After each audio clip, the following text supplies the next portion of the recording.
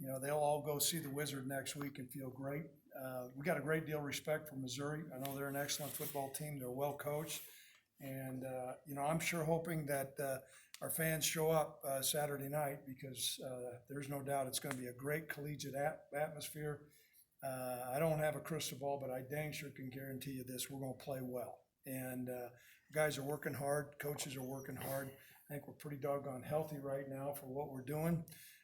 We were going live on field goals today, and Cooper split the uprights at a 52-yard field goal with a bunch of NFL scouts around, so I think he made some hay today.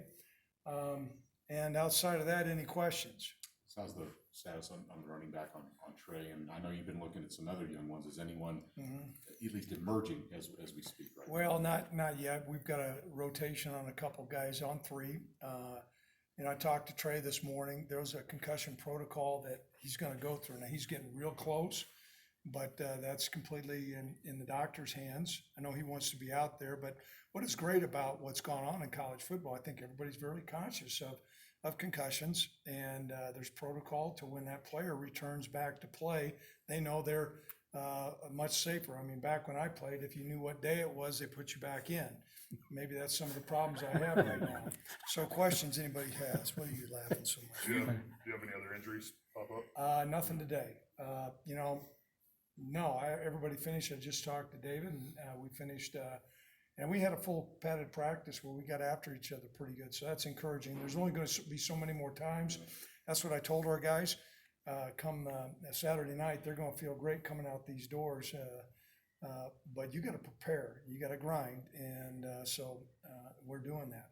Is there anything big you need to cover in the next couple of days, Coach? Oh, you know what? I think some of the things, pass protection, we need to hone down and make sure we're set there. I think we're making progress, but that's always going to be important. Some of the things in the secondary, just to make sure Missouri has some really talented receivers, and obviously you guys know about the quarterback. I mean, he's a big-time player.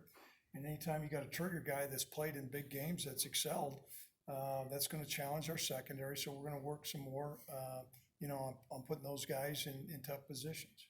You comfortable with young Titus if he has to be the number 2? I am. I've talked to him about that and told him when you're out there, those guys, they're going to come after that rock. And you think you're ready for somebody to come and try to rip that ball away and tell you you're playing against 22-year-old men. And but Titus, I think, has got a great deal of strength and maturity, and so he can make plays, and we feel good about where he's at. Well, and like you said with the pass protection, that's probably key for a young guy like that. Yeah, it really is, and so I think that that's great. I have a question. Why the hell you got a Phillies hat? I thought it was a tracking We're company. for the Twins. I'm a Phillies fan. Greg, will you announce your captains next week, or if you You know guys what? made them? Or We'll do it Saturday. If Nick wants to get them out via internet, if you want to do that, we can do that. If that's an important deal. And I told our guys that nice guys are a dime a dozen, but a leader's priceless. And the teams that we have had that have been good here, most of the time have not been separated by physical talent. It's been the leadership within our football team, or team unity, or injuries. So selecting those captains is going to be important. Or you got a guy like Logan Harris who's taken over full time now for a veteran guy that you had in Caden. Just was there much of a competition for that spot, or was that guy you were always just going to plug and go with? I can tell you this, Logan, you're talking about Logan. Mm-hmm. Logan's probably improved more than anybody else, and it's not so much his physical strength, it's his balance and footwork. I don't know if he took ballroom dancing to be on Dancing with the Stars, but he's moving around really well. That means a lot for him. He's from Torrington, and playing for the Cowboys has always been a dream for him, and so he's a success story, and we're excited about what he's going to do, and he's secured that starting spot now. Coach, speaking of that offensive line, what have you seen with Coach Miller, what he's done, to try and bring back that physicality? Well, a lot of times it's not so much the best five, it's the best five who can play together and creating a chemistry. I think our players all recognize that we underachieved last year, and a certain amount of that goes on the players. And Coach Miller's done a great job, but I think our players recognize they need to play better. We need to be stronger at the point of attack. If we're going to play cowboy tough football, you got to be able to knock people off the football. And a lot of coaches out there will say they want to be tough, they want to run the football, and then when it comes to it, it's grass basketball. And last year, you can tell Larry Scheid I said that too. But last year, you know, we were not very physical up front, and we got behind the eight balls, and you get behind the sticks. Now, you know, as a defensive coach, that opens up all the things you can do, and so we've got to keep Missouri off balance. We got to be able to run the football. We got to be able to throw the football, but we have to be able to run the ball. When you, Brennan Gutierrez back, was something, did he leave and just came back, or did he just join camp late, or? He joined, well, you know what, I appreciate him. He's on a ranch. He needed to make some money for tuition, and he made his money for his tuition, so he's back here. And if that's not Wyoming football, there's nothing better, okay? Mark said yesterday that he still hasn't decided between Pat and Eric at Right. left guard spot. That's still a competition at this point? It is, and, you know, but both those guys are gonna play in the game. And so, but there is something, if you say, okay, you're a starter, Yeah.